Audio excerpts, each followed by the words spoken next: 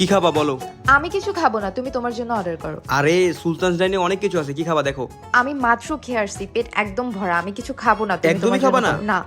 ঠিক আছে তাহলে আমার জন্য অর্ডার দেই। এক্সকিউজ মি, একটা বিফ চাপ উইথ পোলাও, একটা চিকেন দম বিরিয়ানি, একটা ফিরনি আর একটা বোরহানি। Thank you. আরে ও তো খাবে না, এদিকে দেন। বললাম না ও খাবে না। দম বিরিয়ানিটা অনেক মজা এখানের। হ্যাঁ, দেখি বুঝে যাচ্ছে, সুন্দর একটা গ্রানও বের হচ্ছে। দম বিরিয়ানির সবচেয়ে মজা হচ্ছে আলু। আলু আমার অনেক পছন্দ, বিশেষ করে দম বিরিয়ানির আলু। ও মাই গড, এটা হলে তো কোনো কথাই নাই। হ্যাঁ, বিরিয়ানির আলু আমারও খুব পছন্দ। আরে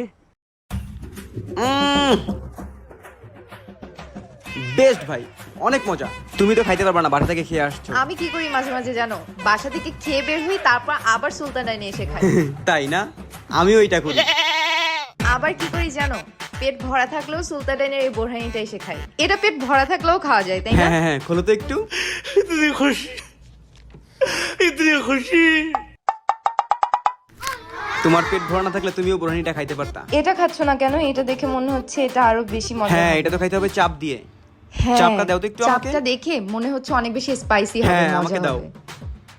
আরে আমাকে দাও, ওদিকে নিছো কেন? এখানে দাও।